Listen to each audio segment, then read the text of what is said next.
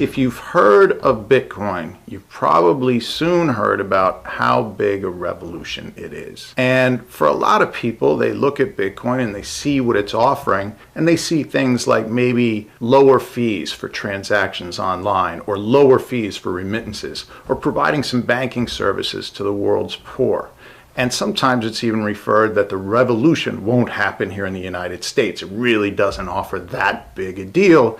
It's just slightly disruptive. Indeed, the revolution will happen with billions of other people who have no access to banking services. And while this is great, all right, lowering remittance prices would be great for millions and millions of people all over the world, it's not clear that it smells like a revolution, a forcible overthrow of government or social order in favor of a new system, an uprising, right, a class struggle, something that's just a real dynamic change in the way the human fabric is put together. It's possible that maybe the word they're really looking for is disruptive.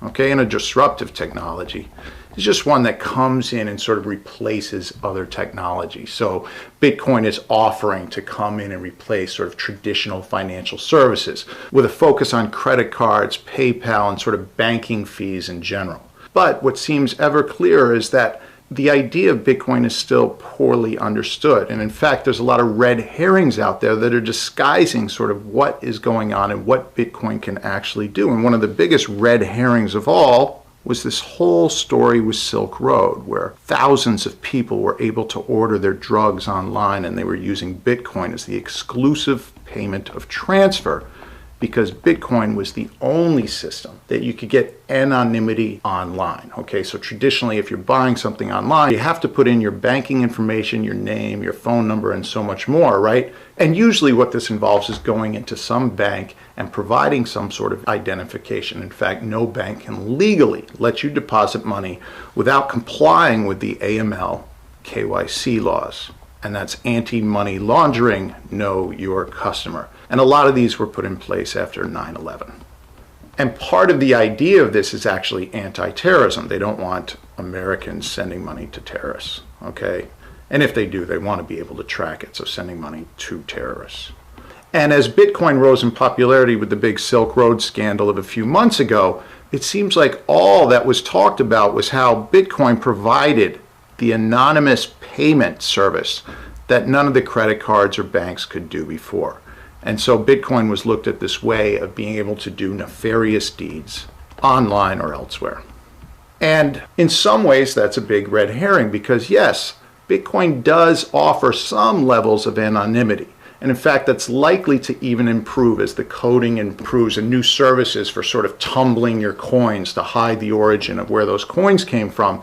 And so yes, Bitcoin already offers more anonymity than traditional services, and it seems likely to improve. So Bitcoin does anonymity better than anything online, okay? There's no other way to send value online with as much anonymity as Bitcoin. But what this leaves out and why this idea is such a red herring, I don't know what a herring really looks like, but let's draw a little fish.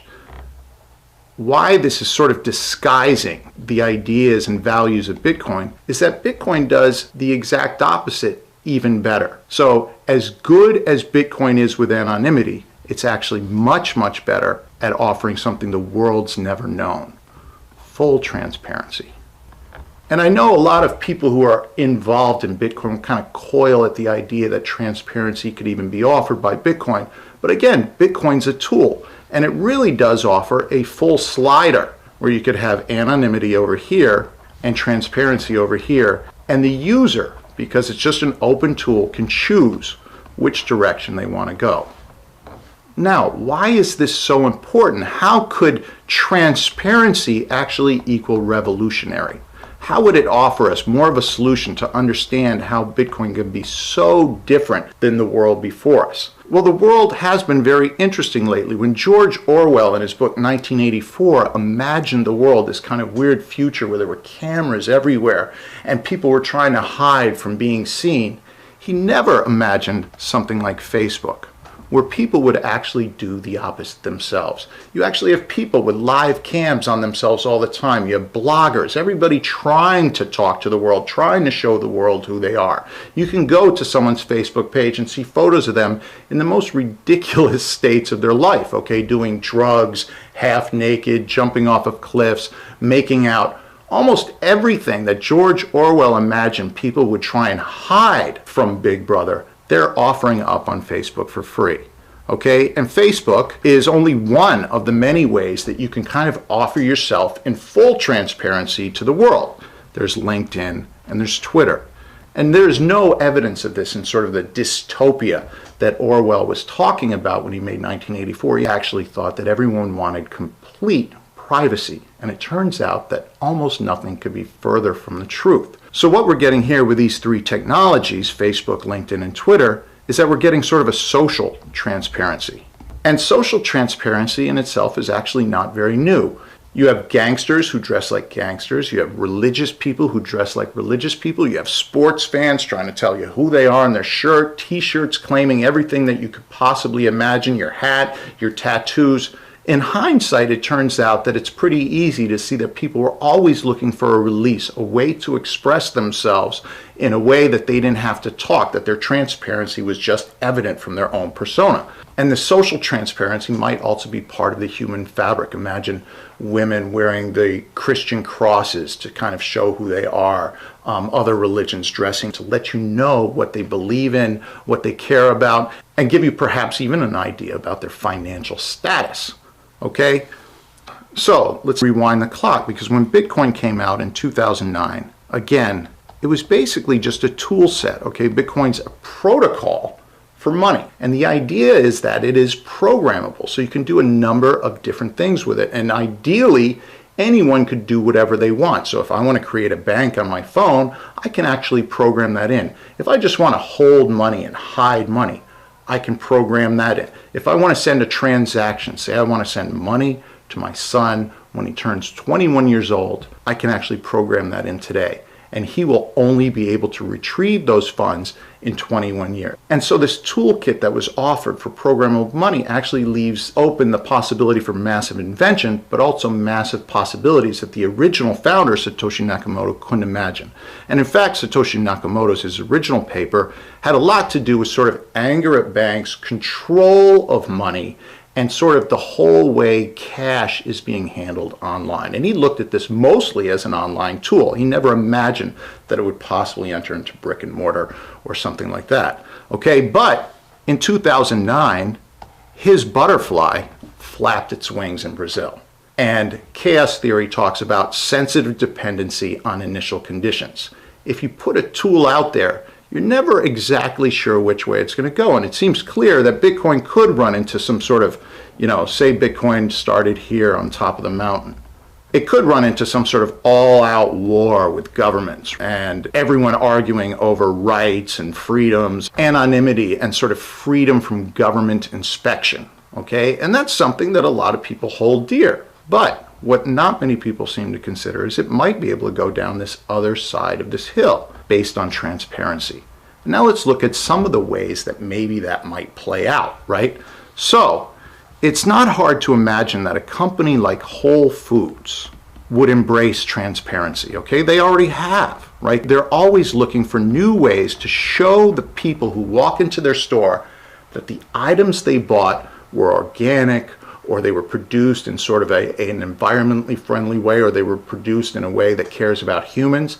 And it's very difficult to do that, it turns out. So if Whole Foods wants to prove to you that the coffee beans they bought were actually bought and adhering to a number of standards, well, they have to basically wait for a number of seals of approval by these institutions that most people have never heard of. But with Bitcoin, Whole Foods might be able to change their game entirely. And in fact, they might even be able to publish a public address or a series of public Bitcoin keys where people could do all their payments to their store through these public keys. Or basically, and let's just, for the sake of imagination, imagine they just published one Bitcoin address, okay? And that Bitcoin address can be pretty ugly, or they could push it through a vanity wallet and get something like one Whole Foods cares. It would be a pretty expensive public key to generate this big, but and then a bunch of 5x, D, 4 until you have whatever it is, the 32 characters or whatever it is that the public key is, okay? And so that anyone who walks in the store who cared sort of about transparency of where their money's going. And so a lot of consumers now who are walking into stores actually really care where their money goes after they pay the cashier at Whole Foods. And only with Bitcoin can they now go online, and only if Whole Foods started using something that offered full transparency, and the only technology that does it, which is Bitcoin and cryptocurrencies, the consumer could now see where the money goes. They could see for sure if Whole Foods was sending that money to Kenya. They could see to which farms in Kenya. And then the farms themselves, if they also adhered to sort of a transparency policy, would be paying their workers to public addresses that could be followed on the blockchain. And you could see the actual salaries of the individual workers. Okay? And a lot of people are like, wow, no business would ever want to do this, okay? Every business needs the ability to run some shenanigans. And it's absolutely true. No business would really want to do this. But if Whole Foods, for example, decides not to do it, we're not going to embrace Bitcoin in this full transparency where you can see exactly where your money's going, how many organic goods we're buying, when we actually bought the organic goods. So if they bought meat, you'd actually see when the money went to the butcher, and the butcher might have some way to put on the blockchain when he delivered the meat. Okay, so these things you might be able to incorporate in. Say Whole Foods decides, nah, we're not going to go for that. Well, you can start to imagine who might. Any sort of smaller store that's trying to gain some foothold into Whole Foods market would now advertise that they have more transparency. They would incorporate the Bitcoin system, and they would embrace full transparency to compete with Whole Foods. And so this little store, perhaps because they're offering more transparency, will start to gather more and more customers, and people will feel very satisfied seeing where the money that they put in the store goes to precisely. And this little store will now provide pressure with the increased customer onto the Whole Foods of the world, and may perhaps eventually force Whole Foods to become fully transparent, okay? And this full transparency is something that consumers demand. Remember, it's not what the business wants. No business really wants to open their books to anyone. The consumers themselves will provide an enormous amount of pressure, and this could be called the new free market of transparency, something the world has never seen, and strangely in the world of Bitcoin is not even talked about. Perhaps there's so many libertarians so concerned about their privacy that they ignore this other really beautiful feature where we can make sure that people in the third world are receiving fair salaries, we can make sure that the farm is more organic, and we can make sure that the food we're eating, right? So it all comes back to us and our children, the food we're eating is good for us and good for the world, okay? So we could really provide this amazing feedback loop with full transparency. Now, it's interesting to realize that Whole Foods is a very good example, but it's only one example where this free market pressure for full transparency could change the way the world works. In fact, if you start to think about charities, right? And lately in the news, people talk about how much money charities bring in and how much money ends up in the hands of the people who really need the money. So the charity provides organizational overhead. And sometimes if you go onto the charity sites, a better charity will tell you exactly how much organizational overhead they have. And some of these charities have an 80% organizational overhead, which is just really tragic, okay? So if you put in $1,000 to the charity, $800 go to their advertisements, and then $200 might, say, for example, get delivered to Africa. Now, once that $200 hits Africa, it's even harder to figure out what happens. And there's no question the amount of corruption and theft of this money is so high that many insiders have suggested that the percentage of funds that arrive where the charity intends is somewhere more like 1%. And this is just an amazing tragedy on the world. So charities could suddenly do the opposite, all right? They could declare that they are fully transparent. And they're going to find an amazing free market pressure, because the more transparent they are, the more likely they're going to get donations. So instead of accepting payments from credit cards or cash or whatever it is, if they include their Bitcoin address and only receive payments by that and only pay out from their Bitcoin addresses, right? And there's some issue with having one address and all that, but we're not going to worry about that as a technicality. There's a lot of ways to provide sort of an open, transparent wallet where all your receiving money comes in and then all your spending can go out. And these charities would be under enormous free market pressure to provide 100% transparency of their funds. And they could call the charity of transparency. And then we could see the money leave the US. We could see how much sticks sort of in their operational overhead. And my guess, by the time you start using Bitcoin, you're going to start to see a drop to things like 10%. And then when it arrives in, say, Africa or South America or even in the US somewhere, right, we'll see where the funds go. Because we're going to be insisting that all the recipients on the entire chain, until we actually see that the people who need the charity most are receiving their money into their public addresses. And they'll be more than happy to have a transparent address, because it'll mean the percentage of the charity money that actually lands in their pockets is going to go from 1%, right, to something possibly as high as 95%.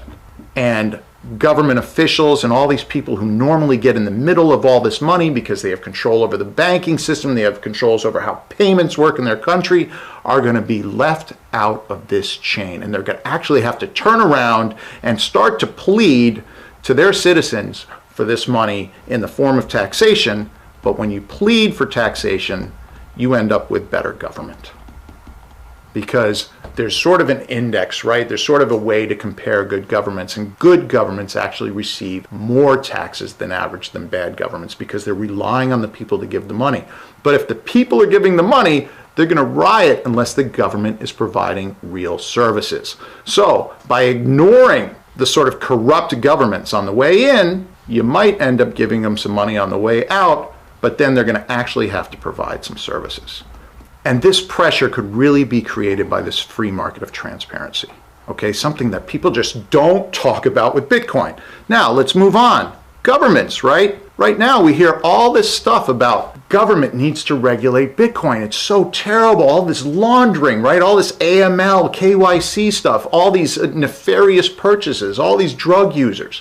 But it turns out, if the government sits back and lets this possible free market for transparency kick in, they may end up in situations where it's easier to tax, right? Because as you walk down the street, you will no longer want to just put your money into any company. You'll really wonder what that company is doing. And there's real enormous pressure right now by consumers for a company to be good to the earth, good to the people, good to the health, right? Not buy poisons, not include chemicals.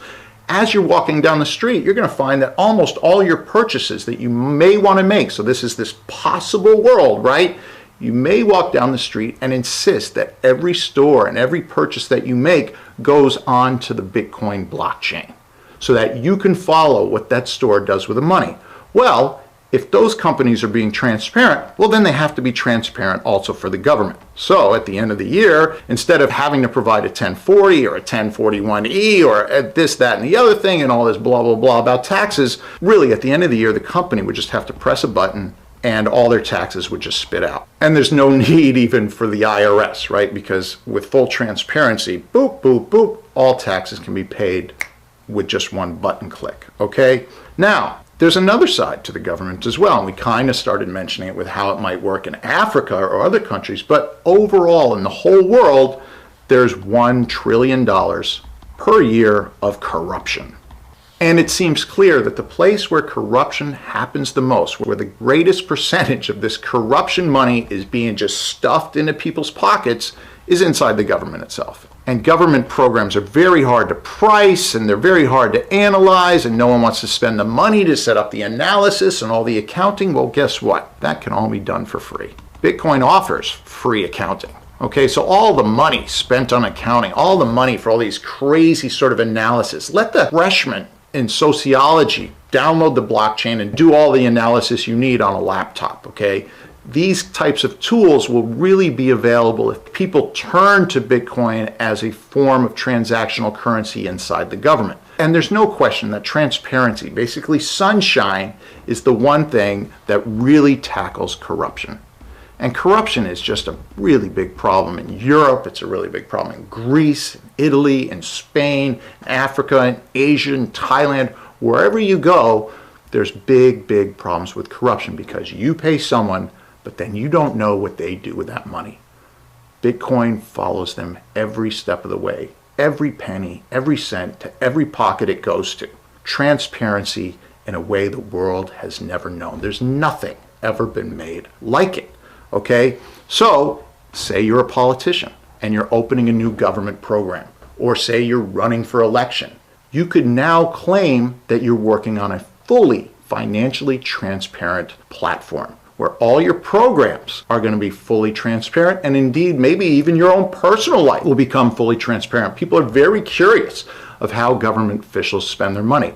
Now, this is not to say that they will legally have to do it, but again, it's a close race. One politician, right? I remember when Romney didn't want to release his tax records, is running, and another politician is running against him, and the other politician says, boom, here's my Bitcoin accounts, here's every penny I've made, here's every penny I've spent. He doesn't have to do it, but he can offer up something that he's never been able to offer up before: transparency in a way the world's never known. And so it becomes this sort of pressure again. It's like a free market pressure for politicians to open up the account books. It's a pressure for government systems and government programs to open up the accounting. And it's a really big pressure on those who want to make all their money off of corruption, bribery, treachery, stealing all kinds of funds that are sent to Africa and India and all that. And they're making enormous amounts of cash, and they're driving through Africa in their beautiful ATVs while the people still stay poor. Okay, so corruption is a real tragedy. And a free market of transparency could take the world's corruption of $1 trillion a year and drop it down to hundreds of thousands. Seems unlikely, but there would be certainly a major drop in the amount of possible corruption that exists. Okay, and we've already spoken about the Whole Foods of the world, or the competitors to Whole Foods, who by using transparency would find themselves a market edge. And this idea, I mean, it's just amazing how little you hear about perhaps Bitcoin's one of its most stunning revolutionary features. And most people seem to think that transparency of money is a terror, but it actually could provide part of this revolution that Bitcoin might be offering. And remember, it's a slider. So if you don't want transparency, the tools are going to get better and better for you to provide full anonymity of your transactions. But if you find that in your personal life, you like Facebook, LinkedIn, you really have nothing to hide, and you might find some economical advantage or some sort of job hiring advantage to slide your slider over to full transparency, well, then you can use that part of the tool as well. That's it for today, but we're going to continue with this idea of Bitcoin's revolution and how it's really not fully understood, much the way that in Runnymede in 1215, few realized when they were making the Magna Carta that Clause 39 would really make the Magna Carta amazing, and almost all the other clauses would just so much garbage that they'd basically be dumped. Few realized in 1215 that that one clause, the 39th clause, as they're sitting there, the bloody nobles and the bloody kings signing this document, few realized that it would provide most of American liberties today. We're looking at a revolution of liberty, okay? And it's a revolution that really needs to be well understood. And it's not about 3% fees on credit cards, and it's not about lowering remittances by 9%. Those are great things. But the revolution of Bitcoin is actually much bigger than that. And even if Bitcoin itself fails, the idea that we could provide full transparency in some of these other revolutionary ideas that we're going to talk about are going to be with humanity forever. And this all started in 2009 by a guy who was just a little bit upset at the banks and not understanding the amazing tool he was providing, much as the nobles and the king didn't really understand how the Magna Carta would eventually be called the Magna Carta de Libertatum in 1215, and would affect every country in the world in a dramatic way and provide rights to citizens. And it would provide the rule of law. Okay, so that's it for today. Hope you enjoy our video. Please remember to like, subscribe, comment, do whatever else you want to do, and we'll catch you in the next video.